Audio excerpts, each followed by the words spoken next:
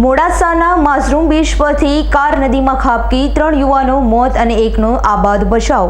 અરવલ્લી જિલ્લાના Modasa bypass road પર આવેલી માઝરૂમ નદીના બ્રિજ પર ભયાનક અકસ્માત સર્જાયો હતો। પ્રાથમિક માહિતી મુજબ કાર અચાનક નિયંત્રણ ગુમાવતા તે સીધી લગભગ 40 ફૂટ ઊંડી નદીમાં ખાબકી ગઈ હતી।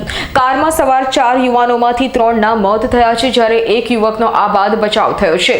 અકસ્માત બાદ સ્થાનિક લોકોએ તાત્કાલિક બચાવ કામગીરી હાથ ધરી અને પોલીસને જાણ કરી। એએસપી પોલીસ સ્ટાફ તેમજ નગરપાલિકા ટીમ ઘટના સ્થળે પહોંચી હતી અને ઈજાગ્રસ્તને સારવાર માટે ખસેડવામાં આવ્યો હતો। મૃતક યુવાનોમાં કોઈ ક્લાસીસમાં શિક્ષક હોવાની માહિતી મળી રહી છે, જો કે સત્તાવાર ઓળખ અંગે તપાસ ચાલુ છે। આ ઘટનાએ સમગ્ર મોડાસા શહેરમાં શોકની લાગણી છવાઈ ગઈ હતી। હેમંતભાઈ, આજે કાર ખાબકી હતી, કઈ રીતે ખાબકી હતી અને કેટલા લોકોનો મોત છે?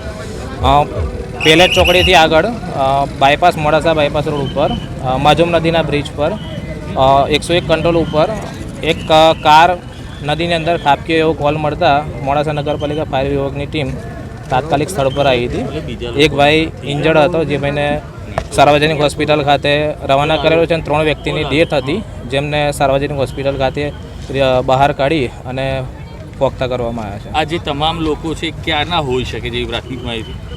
એમની સાથેના જેટલા બી કોલ હતા એ બધા મોબાઈલના જે એટેન્ડ કરે એ પ્રમાણે એલએન ક્લાસીસમાંથી સતત કોલ આવતા હતા એમના, એટલે ક્લાસીસના શિક્ષક પણ હોઈ શકે છે।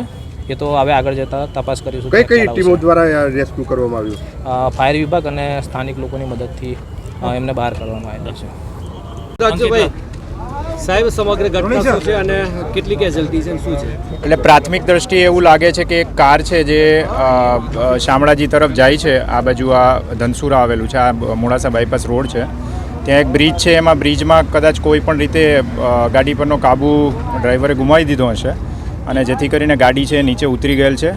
ટોટલ એમાં 4 જણા હતા, એમાં એકને હોસ્પિટલ ખસેડવામાં આવ્યો છે અને બીજા 3 છે એ પ્રાથમિક દ્રષ્ટિએ અત્યારે લાગે છે કે મરણ ગયેલ છે, પણ એની પુષ્ટિ છે એ કરવા માટે બોડી છે એ સરકારી હોસ્પિટલે મોકલવામાં આવેલી છે। સર, આ વ્યક્તિઓ ક્યાંના હતા, ક્યાંથી આવતા હતા? એ પ્રાથમિક દ્રષ્ટિએ એવું લાગે છે કે સ્કૂલના શિક્ષકો હોય અથવા તો સ્કૂલ સાથે સંકળાયેલા હોય એવું લાગે છે, પરંતુ હજી એની પુષ્ટિ છે એ અમે કરી રહ્યા છીએ। Thank you sir. જયદીપ ભાટિયાનો રિપોર્ટ, S9 ન્યૂઝ અરવલ્લી। અમારી તમામ માહિતીથી અપડેટ રહેવા માટે જોડાયેલા રહો S9 ન્યૂઝ સાથે।